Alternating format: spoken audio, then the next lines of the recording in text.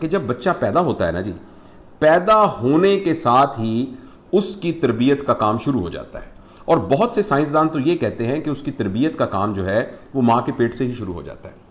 اور انہوں نے بہت سارے ایکسپیریمنٹس کیے.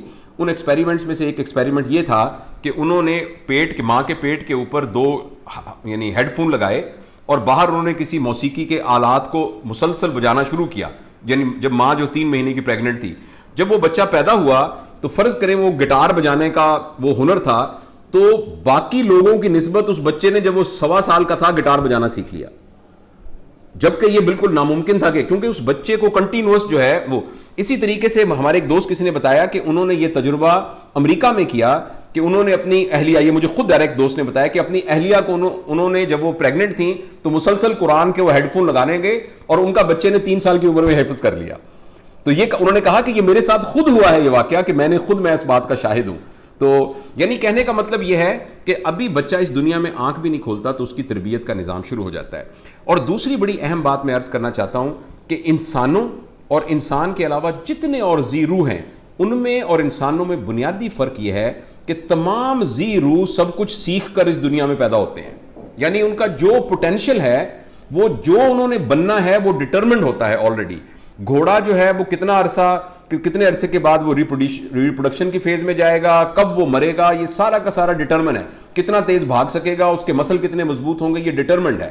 آپ حیران ہوں گے کہ بکری کا بچہ جب پیدا ہوتا ہے تو پیدا ہونے کے 4 گھنٹے کے بعد بھاگنا شروع کر دیتا ہے، جبکہ انسان کا بچہ پیدا ہونے سے 1.5 سال تک اپنے پیروں پر کھڑا ہونے کے قابل نہیں ہوتا. کتنی حیرانی کی بات ہے.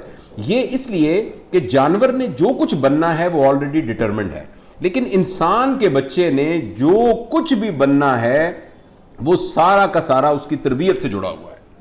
اس نے بولنا بھی سیکھنا ہے، اس نے چلنا بھی سیکھنا ہے. دیکھیں بکری کا بچہ پیدا ہوتے ہی وہ لینگویج ماں کی بولتا ہے، وہ میں کرنا شروع کر دیتا ہے. لیکن انسان کے بچے کو بابا ماما کہنے میں سال لگتا ہے، اس لیے کہ بچے نے ہر چیز سیکھنی ہے. لہٰذا جو ہی بچہ اس دنیا میں آنکھیں کھولتا ہے تو اس کے سیکھنے کا عمل شروع ہو جاتا ہے، اور اس سیکھنے کے عمل میں جو سب سے بڑا ریفرنس ہے وہ اس کی ماں ہوتی ہے. کبھی آپ نوزائیدہ بچے کو دیکھیں، اس بچے کو کوئی بھی ان یوزول سرکمسٹانسز ہوتے ہیں تو وہ اپنی ماں کی طرف دیکھتا ہے ہمیشہ. اب کبھی نوٹ کیجئے گا، چھوٹا سا بچہ وہ ہمیشہ اپنی ماں کی طرف دیکھتا ہے اور اس کی ماں میں وہ اپروول یا ڈس اپروول تلاش کرنے کی کوشش کرتا ہے. اگر ماں کی آنکھوں میں اس بارے میں اپروول ہو تو بچہ اس کو پازیٹیو کے طور پہ رجسٹر کر لیتا ہے، اگر وہ ڈس اپروول ہو تو وہ اس کو نیگیٹو کے طور پہ کرتا ہے. اس طرح بچہ اپنے تجربات کو حاصل کرتا رہتا ہے. لہٰذا گھر کے اندر ماں باپ کا آپس میں کیا رشتہ ہے، اور بہن بھائیوں کے ساتھ کیا رشتہ ہے، گھر میں جو بزرگ ہیں ان کا ماں باپ کے ساتھ کیا رشتہ ہے، گھر میں جو نوکر ہیں ان کا کیا رشتہ ہے، ماحول کے ساتھ کیا رشتہ ہے، ماں باپ کا خدائے وحدہ لا شریک کے ساتھ کیا رشتہ ہے، اور ماں باپ کا اپنے رشتہ داروں عزیزوں و اقارب کے ساتھ کیا رشتہ ہے، چیزوں کے ساتھ کیا رشتہ ہے، فطرت کے ساتھ کیا رشتہ ہے. ان تمام رشتوں کی ڈیمونسٹریشن جو اس کے ارد گرد لوگ دیتے ہیں تو اس کی وجہ سے بچے کے کردار کی ایک تشکیل ہونا شروع ہو جاتی ہے. اور کردار کی تشکیل اس طرح ہوتی ہے جس طریقے سے ریکارڈنگ مشین ریکارڈ کرتی ہے. جس طریقے بچہ، ہمارے ایک دوست یہ کہتے ہیں کہ بچہ پہلے 7 سال تک صرف ایک ٹیپ ریکارڈر ہوتا ہے، یعنی وہ ریکارڈ کرتا رہتا ہے. اس کا اپنا کانشیس مائنڈ، انالیٹک مائنڈ نہیں ڈیولپ ہو رہا ہوتا، وہ صرف ریکارڈنگ مشین، وہ ڈیٹا اکٹھا کر رہا ہوتا ہے. تو لہٰذا اگر کوئی خوش قسمت بچہ جس کو زبردست قسم کے ماں باپ، زبردست قسم کا ماحول، گھر کے اندر ایک خاندان کی وحدت، ایک معاشرے کے اندر ایک زبردست قسم کا اس کو ماحول مل جائے تو اس بچے کے اندر تمام چیزیں پازیٹیو ریکارڈ ہونا شروع ہو جاتی ہیں. اور ہمارے معاشرے میں یہ ہوا کرتا تھا. ہمارے معاشرے میں دادا ہوتے تھے، دادی ہوتی تھیں. مجھے اچھی طرح یاد ہے میری نانا جو ہے وہ رضائی میں ہم سب کو گھسا کے ہر روز ایک ہی کہانی سنایا کرتی تھی جن کی، مگر ہر اس ایک ہی کہانی میں سے ہر روز ایک نیا سبق ہم سیکھتے تھے. حالانکہ کہانی ایک ہی تھی، ہمیں پہلے پتا ہوتا تھا کہ اینڈ میں جن مرے گا یا جن نہیں مرے گا، لیکن اس میں سے سبق ہر دفعہ ایک الگ نکلا کرتا تھا. اچھا، اب یہ والا تربیت کا سب سے بڑا انسٹیٹیوشن تھا خاندان. یہ تربیت کا سب سے بڑا انسٹیٹیوشن تھا. کیوں؟ اچھا، اس کے بعد یہ ہے، پھر یہ تھا کہ اس تربیت کے نظام کے بعد پھر وہ اسکولوں میں جاتے تھے، یعنی وہ آپ لوگوں کے پاس آتے تھے. اچھا، پہلے ان کی ایک بنیاد بنی ہوتی تھی جس میں صحیح کیا ہے، غلط کیا ہے، اچھا کیا ہے، برا کیا ہے، رشتہ کیسے نبھایا جاتا ہے، رشتہ کیسے توڑا جاتا ہے، جو دین کی بیسک انڈرسٹینڈنگ ہے وہ ساری.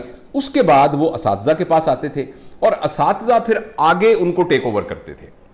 دیکھیں جو بنیادی چیز بنتی ہے وہ 7 سال کی عمر میں بن جاتی ہے.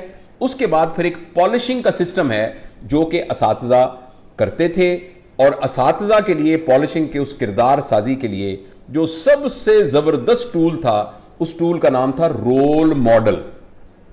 اور معاشرے کے اندر سب سے بڑی مثال دینے کے لیے جو زبردست لوگوں کی مثال تھی وہ ملتان میں, جیسے میں تھا شروع میں رہتا تھا تو وہاں ماسٹر عبد الرحمان صاحب, یہ ملتان کے سب سے معزز آدمی کی کوئی اگر پہچان تھی تو ماسٹر عبد الرحمان صاحب. ان کی کیا پہچان ہے؟ وہ مسلم ہائی اسکول کے ہیڈ ماسٹر ہیں.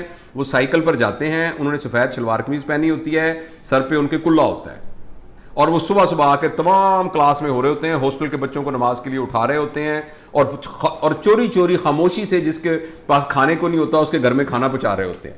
میرے خالہ زاد بھائی ہیں, وہ چارٹرڈ اکاؤنٹنٹ ہیں کینیڈا کے اندر, تو وہ جب آتے ہیں تو ان کے والد صاحب کی قبر بھی ملتان میں ہے, اور ماسٹر عبد الرحمان صاحب کی قبر بھی مسلم ہائی اسکول کے انٹر ہوتے ہی ساتھ لیفٹ سائڈ پہ ہے. تو جب وہ ایئرپورٹ سے اترتے ہیں تو اپنے والد کی قبر پر تو 2-3 دن کے بعد جاتے ہیں, مگر ماسٹر عبد الرحمان صاحب کی قبر میں جہاز سے اترتے ہی پہلے آتے ہیں.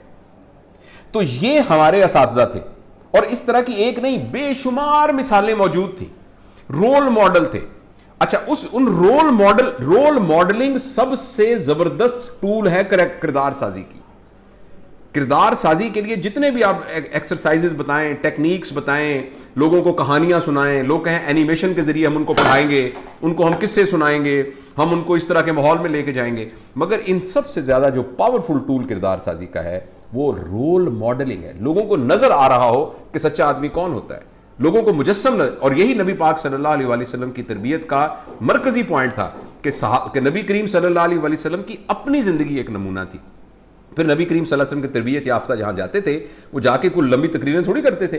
ان میں سے کئی لوگوں کو تو اتنا اچھا بولنا بھی نہیں آتا تھا. وہ جا کے کہتے تھے, اگر عربی مجھے کونو مثلنا, تم ہماری طرح کے ہو جاؤ, دیٹس اٹ. کہتے ہیں انڈونیشیا میں جب تاجر گئے ہیں تو جا کے انہوں نے کہا تم ہماری طرح کے ہو جاؤ, اور لوگوں نے کہا اگر آپ کی طرح کا ہونا ہے, یہ آپ کا طرح تو ہونا بہت اچھا ہے. تو جیسے میں آپ عرض کر رہا تھا کہ جب بچہ پھر اسکول میں آتا تھا تو اسکول کے اندر ایک رول ماڈلنگ کا سسٹم تھا, اور اس رول ماڈلنگ کے سلسلے کے اندر جو بچہ آتا تھا اس کو ہم تعلیم یافتہ کہتے تھے.